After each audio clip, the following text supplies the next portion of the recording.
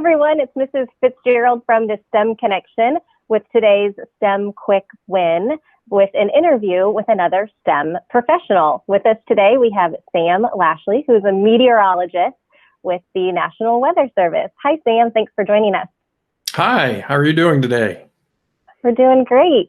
Thank you so much. So we'll just kind of get right into it here. Can you first share with us a little bit like what your current title is and what that means, what you do? Yes. So I am the Warning and Coordination Meteorologist with the National Weather Service Indianapolis office. So what that means is I'm a meteorologist by trade, which means I forecast the weather. But in my current role, I actually get to go out and meet people in the communities and the counties. I work with emergency managers, with local media, such as television meteorologists, people in radio, and just the media in general. And we make sure we all work together and understand how important warnings and forecasts are for the general public, and make sure we're just all communicating the same message when severe weather moves into Indiana. So I'm sort of the outreach coordinator. I also go out and do a lot of talks to schools and organizations to make sure they're weather savvy and are staying safe. We give a lot of weather spotter talks where we train the general public in what to look for severe weather and how to report that to the National Weather Service. And then we also do interviews like this just to help with education and just make sure people understand what we do and how to stay safe from weather. Great. So I'm sure in the world of weather, I'm not sure you have a typical day, but kind of what would your day-to-day kind of job look like? What might you do in your daily work life? Well, for me personally, it starts off with answering a lot of emails. We get a lot of requests for weather information, for talks to go out and do that and such. So I'm coordinating that. So a typical day, there's a lot of email that I go through. But then it's, again, probably several meetings in a day, or when we're not confined to our homes and we're actually out having meetings. We work with the Indiana Department of Homeland Security. We plan a lot of exercises to train people on weather scenarios and make sure when the real thing happens that people know what to do in that aspect. So yeah, a lot of meetings on the road. In the springtime, almost every weeknight, we're out giving the spotter talks I mentioned, training the public. Those are about 2-hour shows. We go out to every county across really the entire country. Every weather service office does that, but here I focus on central Indiana. And so that's a typical day, a lot of meetings, a lot of in-house stuff. But just meteorologists in general, it's a 24-hour-a-day, 365 days a year job where we're forecasting the weather. We're constantly monitoring the weather day and night. And then if severe weather rolls in, we're issuing warnings and getting people to safety. So there's a lot of different aspects to a meteorologist job, and I'm sort of on that the management side and administrative side now versus actually working around the clock. Great. So what's your favorite part about your job? What's your favorite thing that you get to do? That's a tough one. There's several parts I enjoy, but it's probably getting out and actually meeting people and hearing what they think about the weather and educating them on how to be safe and just really protecting people's lives, knowing that our job does make a difference. You know, we're not first responders, we're not out there, but we are the first line of defense when it comes to the weather. We're doing our job to get people to safety so that if something does happen, they're in the right place and can survive. And thankfully, most people do survive because they know what to do and they get to safety. So just that satisfaction from keeping people safe, is really kind of what we're here for and why I enjoy doing what I do. Yeah. So can you share with us a little bit about your STEM journey? Kind of when did you know you were interested in weather? Is it something that you were interested in from a child or kind of in high school, college? What did that STEM journey look like for you? Well, in this profession, when you talk to other meteorologists, you find out that we all seem to have been born to want to do this from a very early age. And that was the way it was with me. I remember running around in grade school with my hard baseball helmet on and trying to tell my parents to get to the basement when weather was coming. I'd be outside wanting to watch the clouds.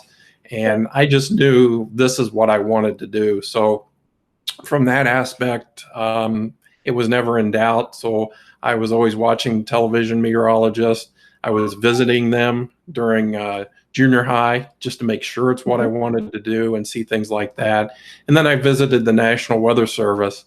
That's when I realized I wanted to be part of the agency that issues the warnings and gets that information out so the local television people can communicate it. So I didn't feel like I wanted to be on camera all the time.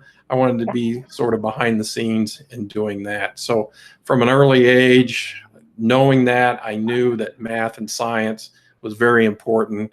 And there's a lot of math and science involved in meteorology, more than I really knew until I got to college and started taking all the math classes. So one thing about this job is most meteorologists actually have a minor in mathematics when they get through all the math. So that's something to keep in mind. You have to really enjoy science and math to do this job. Great. Here in Indiana, we have our employability skills standards. I kind of have that there. And I shared that with you so you could kind of take a peek. When you think about those, which one or two do you find to be really important to be successful at your job?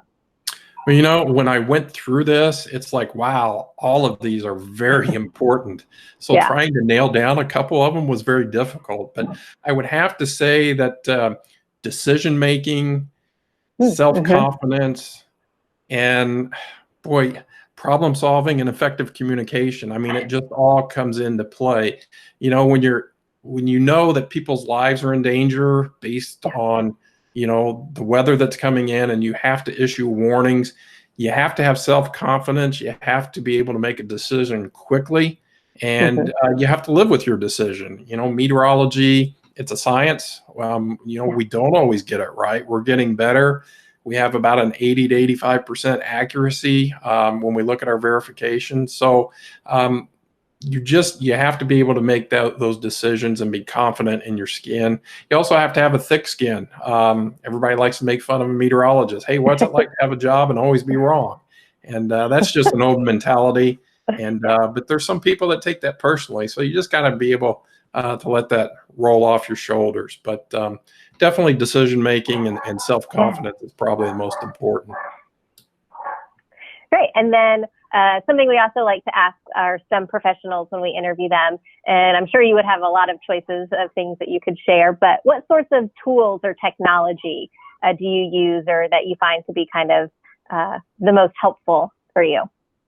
Well, in meteorology being a science, there's a lot of technology. We have what's called computer models. I'm sure you've heard on television when they're talking about the weather, computer models.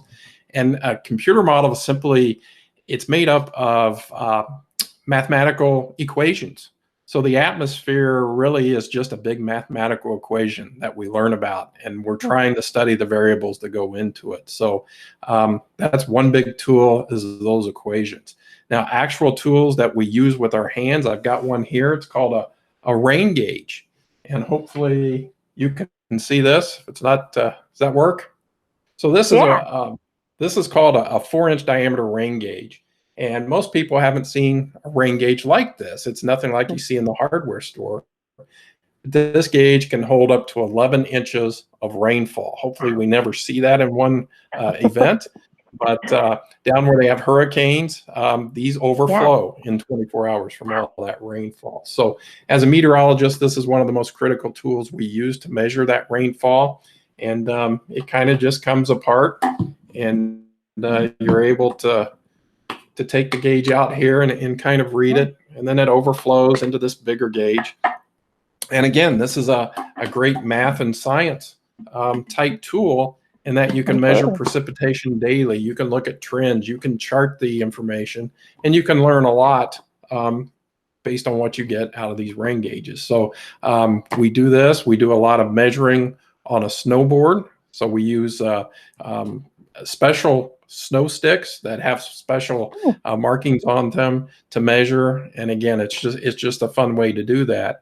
And for people that really want to be involved and take measurements, we do have a program where people can get involved in citizen science and do this if you want to learn more about that.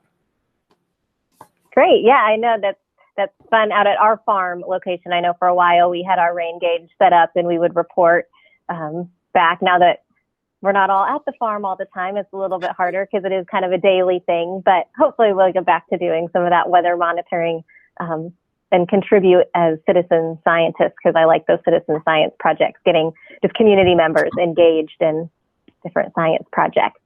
So then I think that leads really well into my last question here. Do you have any ideas or thoughts about activities or things that kids or families could do to kind of learn more about the weather or practice some weather observing skills while they're at home? Yeah, so the program I mentioned is called CoCoRahs, CoCoRahs. And the website is just cocorahs.org. And that's something that we have people of all ages, from young school age children to senior citizens, retired people. We have families doing this. It's a great activity for homeschooling kids. And it's just where you have a rain gauge like I showed you, and there's a website you sign up on, and you install the rain gauge, and then you go out and just take daily measurements and report it on a website.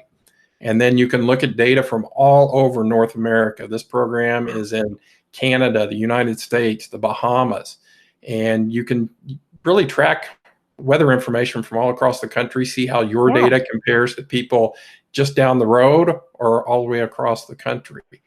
And even if you don't participate in it, you can still use the data. You can track this information, you can chart it, and just get a feel for what's happening anywhere, like I said, across North America. So there's well over 10,000 volunteers doing this. And we just recently took our 50 millionth observation. Whoa. So that is pretty impressive to have that many observations over really just about a 20-year period. One other thing that kids can do at home that's really great, I recommend, is just observe the sky, observe the clouds, maybe keep a weather log or a weather journal every day, and then try and predict the weather based on what you've seen in the past, because there are trends in the sky and the clouds that can tell you what's coming up. So just things like that, having your own weather instruments and tracking that data, it's just a fun activity you can do, and you can do as much as you want or as little as you want. Yeah, great. Those are all great ideas, things to check out, especially those. I know my girls at home, they like looking at the clouds and thinking about, what they look like and how they're different today compared to what they looked like yesterday, and, what's going on. And, they're pretty little, and they can still start to notice some of those patterns and differences. So those are great ideas for families. Love that. Well, Sam, thank you so much for joining us for our interview today, and hopefully we'll get to connect again soon. Happy to do it and glad to be here. Thanks. Thanks.